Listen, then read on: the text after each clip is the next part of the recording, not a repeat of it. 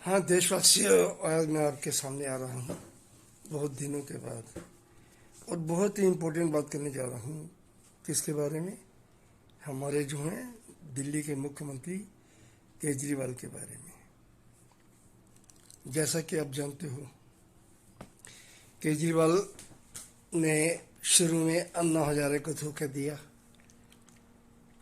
वो सारे काम किए जो इसने कहा मैं नहीं करूँगा। बच्चों की कसम खाई, देशवासियों की कसम खाई, लेकिन ये ऐसा मक्कार और झूठा निकला। अब इसने मूर्ख बनाया पंजाब वालों को। वो इंसान की कमजोरी जानता है कि इंसान जो है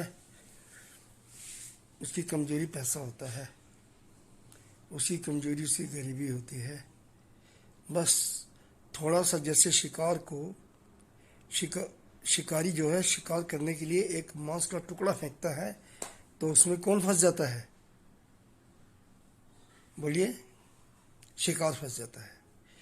तो उसने ये उसकी स्ट्रेटजी है कि हम लोग पब्लिक जो हैं हम शिकार हैं, और केजरीवाल जो है जितने पॉलिटिशियन हैं उससे बड़ा कोई शिकारी नहीं है। और इसके साथ जितने भी जुड़े हुए लोग हैं सारे ही शिकारी हैं, और पब्लिक सारी शिकार है।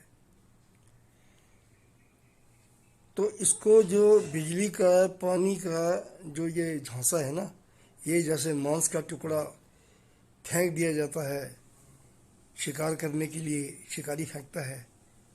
जैसे आप लोग लाल कीड़ियों को बुलाना हो या काली कीड़ी को बुलाना, चीनी फेंक देते हैं, है ना? बस वो चीनी दे रहा है पब्लिक को। या पक्षी को फंसाना हो तो रोटी का टुकड़ा दे दिया जाता है। बस इसने ये रणनीति खेली है और हमें मूर्ख बनाया। जहाँ भी दिल्ली में दंगे 2 बार हो चुके हैं, देख रहे हो आप। और किसान आंदोलन में भी देखो, इसने सरकार के विरुद्ध काम किया, और अब पता लग चुका है वो कौन से किसान थे। सारे के सारे जो हैं आड़तिए थे, और आज वही आड़तिए अदानी को सामान दे रहे हैं, अदानी को गेहूं दे रहे हैं। अदानी को क्यों बेच रहे हैं फिर, जब तुमने आंदोलन नहीं करना था? तो अब मैं ज़्यादा टॉपिक से भटकना नहीं चाहता हूँ, मैं सिर्फ केंद्रित करना चाहता हूँ केजरीवाल पे। आप जानते हो केजरीवाल का एक दोस्त कभी, जिसका नाम था कुमार विश्वास, वह भी इसकी बातों में प्रभावित होकर इतना इंटेलेक्चुअल आदमी अपनी प्रोफेसर की नौकरी छोड़ के आंदोलन में आ गया था। ये तो बात सही है, अब सारे देशवासी जानते हैं। और पंजाब इलेक्शन से पहले उसने ये बात बोल दी थी कि केजरीवाल ने ये बात कही है कि मैं पंजाब का प्रधानमंत्री बनना चाहता हूँ, और इसके घर में मीटिंग होती थी खालिस्तानियों की। लेकिन हमारे देशवासियों ने विश्वास नहीं किया, तो पंजाब के लोगों ने उसे मुख्यमंत्री बना दिया और ओवरवेलिंग मेजॉरिटी से। अब आपने कल देख ही लिया पटियाला में क्या हुआ है।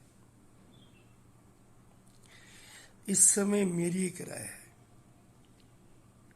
हम जनता तो कुछ नहीं कर सकते, लेकिन प्रधानमंत्री को चाहिए, अगर थोड़ी और स्थिति बिगड़ती है, खालिस्तानी अगर और फॉर्म उठाते हैं, तो सारे अपोजिशन पार्टी को बुला के एक मीटिंग करें, सबकी राय लेके, और उसके बाद पंजाब में शासन लगा दें, राष्ट्रपति शासन। और कुछ नहीं हो सकता। आगे जो होगा केजरीवाल की रणनीति पंजाब में खत्म हो जाएगी। ये ख्वाब जो देख रहा ना कहीं लालच देने के, सब पब्लिक समझ जाएगी कि ये बड़ा गंदा आदमी है। बात समझ में आ गई सबको? क्योंकि पन्नू ने साफ कह दिया है पहले ही कि केजरीवाल जो आप पार्टी है, इसको मैंने अरबों खरबों रुपया दिया है। किसान आंदोलन में भी दिया है, पंजाब के चुनाव में भी दिया है। बात तो समझ में आ गई। अब मैं थोड़ा इशू को चेंज करता हूँ। अब आता हूँ रसिया और यूक्रेन। आप पब्लिक तो समझ रहे होंगे युद्ध जो है रसिया यूक्रेन में हो रहा है। जी नहीं, ये युद्ध जो है करवाया जा रहा है बहुत ही प्लानिंग से। और आपको पता है अमेरिका ने क्या क्या नहीं किया, अफगानिस्तान में क्या नहीं किया, इराक में क्या नहीं किया, कुवैत में क्या नहीं किया। आप जानते हो अमेरिका का काम है देशों में लड़ाना और अपना हथियार बेचना, उसका यही है। अब जो यूक्रेन को जो पैसे दे रहा है या हथियार दे रहा है, तो वो कर्ज पे दे रहा है। अब ये मत समझिए फ्री में दे रहा है। ये अमेरिका एक बहुत बड़ा बिजनेसमैन है, एक बहुत बड़ा बनिया है। तो अब सारे देश जो है नाटो और अमेरिका एक हो गया है, और रसिया को चाहिए वर्ल्ड वार से बचे। ये चाहते हैं कि वर्ल्ड वार हो जाए और अमेरिका जो है दूसरे देशों की हेल्प करे, हथियार सप्लाई, क्योंकि जितने नाटो देश हैं सबको ये सामान्य बेचेगा कि अगर रसिया गुस्से में आ गया, अगर पुतिन, तो अगर ये इसने अपने परमाणु बम छोड़ने शुरू कर दिए तो अमेरिका कहेगा मैं बचाऊंगा, मुझसे ये लो, मुझसे जितना हथियार है मुझसे लो। लेकिन बोलेगा ऐसे, लेकिन बाद में वो उनके जो है एक बिजनेसमैन की तरह महंगे रेट पे उनको दे देगा, और अपना बनिया जो काम करते हैं आप सबको बताइए। और जो मुझे ज़्यादा लगता है, पुतिन भी अपनी नाक बचाने के लिए वो नाटो को भी नहीं छोड़ेगा, ना यूरोपियन किसी देश को जो नाटो में ही अलाइंड है उनको भी छोड़ेगा नहीं। और मुझे लग रहा है ये कहीं तीसरे वर्ल्ड वॉर की ओर ये जा रहा है। ये 9 तारीख तक पूरा पता लग जाएगा कि ये जो है वार जो है कहाँ जाएगा। ओके भाई साहब, थैंक यू।